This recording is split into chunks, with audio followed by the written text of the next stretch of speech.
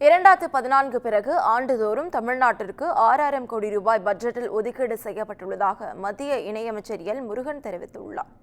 புதுச்சேரியில் செய்தியாளர்களிடம் பேசிய அவர், அனைத்து மாநிலங்களுக்கும் தேவையான திட்டங்கள் பட்ஜெட்டில் அறிவிக்கப்பட்டுள்ளதாக குறிப்பிட்டுள்ளார். 2014க்கு முன்னாடி ரயில்வேக்கு குறிப்பாக தமிழ்நாட்டுக்கு ஒதுக்கப்பட்ட தொகை வெறும் 800 கோடி ரூபா தான். ஆனால் 2014லிருந்து ஒவ்வொரு வருடமும் 6000 கோடி ரூபாய், போன பட்ஜெட்டில் நம்ம 6000 கோடி ரூபாய் நிதி ஒதுக்கியிருந்தோம். புதுசாக 9 ரயில் பாதைகளை கொடுத்துருந்தோம். இந்த பட்ஜெட்லேயும் கிட்டத்தட்ட 6000 கோடி ரூபாய்க்கு ரயில் பாதைகளை கொடுத்துருக்குறோம்.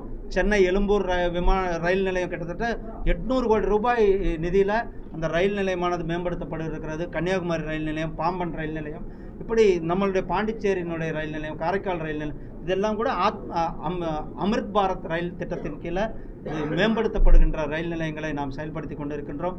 தமிழ்நாடு அரசாங்கம் முழுமையாக ஒத்துழைப்பு கொடுக்க வேண்டும், நிலங்களை கையகப்படுத்தி சீக்கிரமாக கொடுக்க வேண்டும் என்பது தான் அவருடைய வேண்டுகோள்.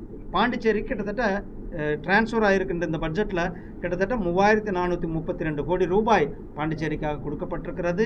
அதே போல் ஜிப்மனுடைய மேம்பாட்டுக்காக 1450 கோடி ரூபாயும், கூடுதலாக 949 கோடி ப்ளஸ் 150 கோடி ரூபாய் கொடுக்கப்பட்டிருக்கிறது.